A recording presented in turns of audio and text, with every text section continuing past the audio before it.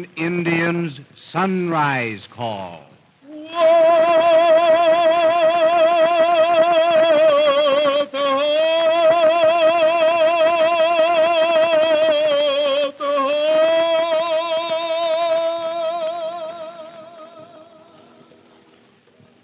Walker's All-Indian and Good Luck program, written and produced by Robert E. Callahan, whose heart-gripping stories of nature, war, and peace are interwoven with sentiment, tradition, and dramatic history. Stories of such fascinating and educational interest that many of our Indian artists have appeared in over 150 schools, churches, and clubs in Southern California during the past few months. A program presented with the good wishes of Walker's, the friendly store. A store in which you can find quality, style, and low prices to meet your every need.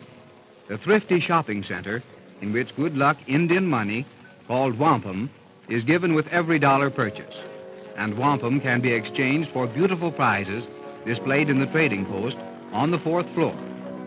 So trade where you can save and have better luck. Walker's, 5th and Broadway.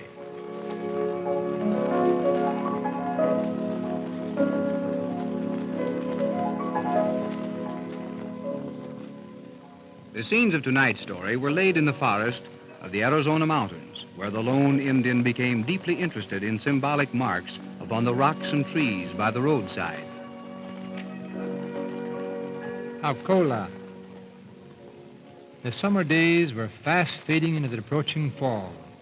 July had come and gone. The August wind and heat were turning the leaves of cottonwood and sycamores to a golden brown.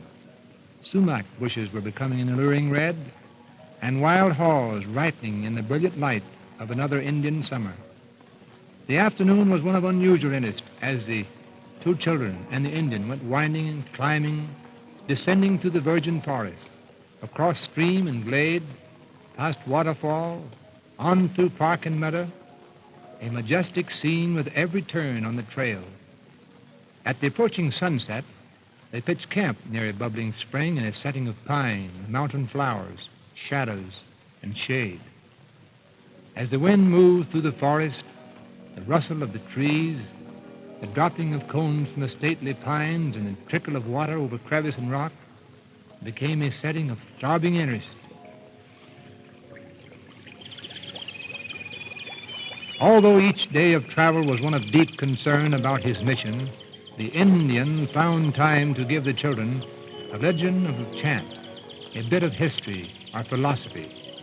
And here, while enjoying the evening meal, he turned to the children and said, "My little papooses, remember, if you ever become lost in the woods and no stars are seen, do as the Indian did to find his way out. And if you become lost on the prairie, also do as the Indian would in finding his way back to camp." The children looked up with eager interest as he continued, "If lost in the forest, feel the bark of any tree. The smooth side is on the north. And if you become lost on the prairie, stoop down, feel the grass. The blades always bend east at 9 o'clock every night. You see, nature gives a helping hand." The night wore on. The children were soon asleep, dreaming of stories, legends, and the philosophy of the lone Indian. The next morning, following a hearty breakfast of wild berries and tender roots which the Indian had found, they resumed their journey, and noon found them in a setting radiant in sunshine and color. They had stopped beside another spring banked with ferns and wildflowers. A few paces from the spring, in an open meadow, the sun was casting warm rays over a golden field of poppies. And in the trees about, there were hundreds of robins and wild canaries, hummingbirds, and other birds. A scene quickly intensified by a more impressive picture as a flock of bluebirds appeared, thousands of them, suddenly sweeping through the clustering branches of pine and spruce, and they began to circle, dip, rise, and finally light in the various trees, their misty blue blending with the clear blue sky. Birds of every hue, a song from every throat, It was though a special scene of nature had been staged in which the two children would take part.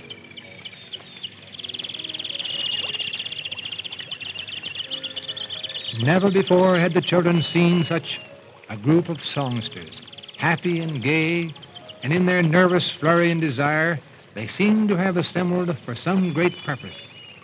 Even though some were perched on limbs and their throats were silent, their fluffy little feathers moved in musical harmony to the song and chirps of their little companions. Again the Indian spoke his inner thought. It is the little things in life which really count. Little things most people never think about. Do you know, my pale-faced papooses, one kind word and one sunny smile often will change the whole life of someone in trouble or distress. When we arise each morning, if we will only whistle, sing, think of lovely flowers or beautiful songs, we will be in a road which leads to the end of a more peaceful and perfect day.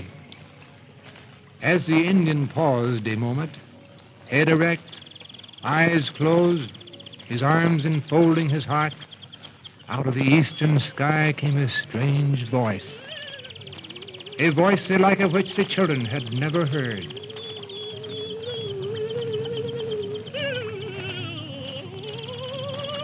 "What's that?" exclaimed Skybird.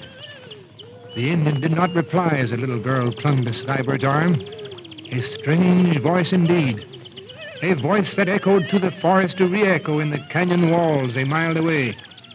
A weird, trembling cry which made the children shiver, search the surrounding, and scan the sky in wondering silence.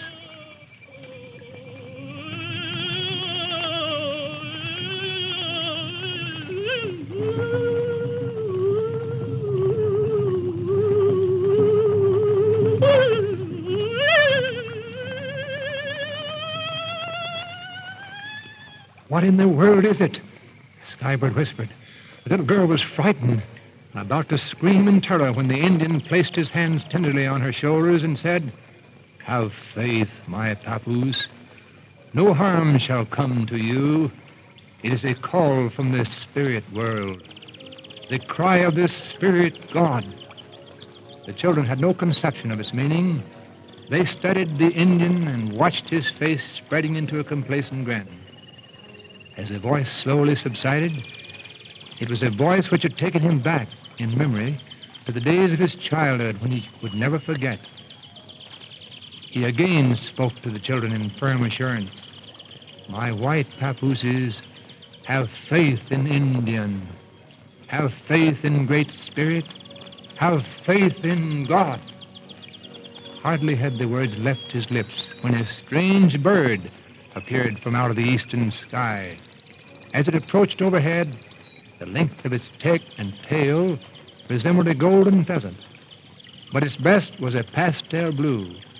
Its silky wings were a deeper blue, and its feet and neck were white. The rest of its body was blue as the royal sky, and as its proud head was crowned with a golden brown rosette,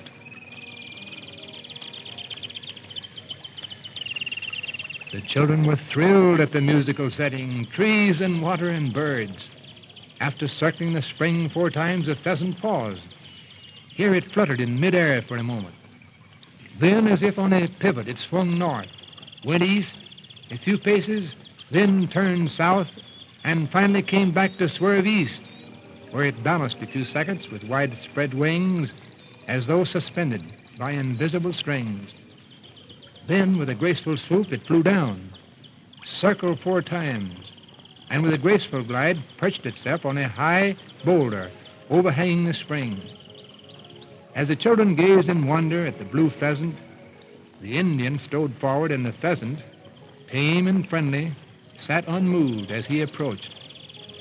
Skybird noticed a thin buckskin band was around the pheasant's right leg, and when the Indian advanced and unrolled the band, the pheasant flew from the boulder to repose on the branch of a tree nearby.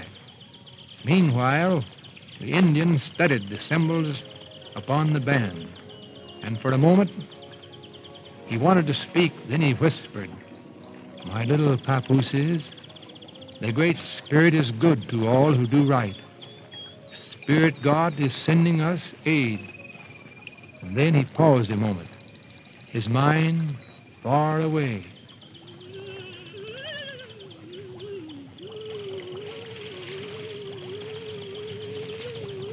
And now he pointed to the symbols representing a tree, a bird, 2 rocks, a star, 1 cross, and many lines. Both children advanced, and Skybird was quick to recall the meaning of the symbols as the Indian had taught him. Some time ago, the Indian concluded, Chief met Pale-Face near Parker. Indian maiden name White Fawn. And Great Spirit has sent Parker, White Fawn, and my big black horse to meet us. Great Spirit say Spider Outlaw will be afraid of Spirit Bird, and Great Spirit want peace and happiness for his little pale-faced papooses. Chief will pray to Spirit God to protect his little papooses. Then, as suddenly as a blue pheasant appeared, it rose from the tree, turned and flew swiftly up. It circled the spring 4 times, and then it sailed toward the eastern sky, leaving the children thinking of Indian stories, wild canaries, the music of bluebirds, the strange voice lost in the distant sky, and wondering what the new day would bring.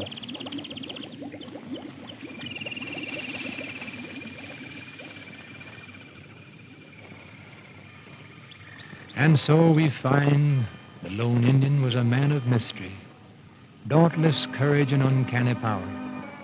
And in his constant search for the magic hour of the Omahas, his travels had carried him through desert wind and heat, through mountain storm and forest fires as he braved the perils of adventure never put down in books. In the progress of these stories, our listeners are told how the Indian made signal fires, canoes, and traps, how he thought and dreamed under northern skies, and his love for nature and a life in the great outdoors. So tune in and tell your friends to listen to these exciting yet educational stories which help to perpetuate the history of our first Americans and the character of our pioneers. Yo-ho in Indian means farewell. The Indian never said goodbye. He always said farewell. Haukola means friend, and Notaba means I love you. So to you, we say yo-ho, Haukola, no tepa. Tomorrow night at 7:30 for another story in the thrilling adventures of the Lone Indian. Presented by Walker's, the friendly store at 5th and Broadway in Los Angeles.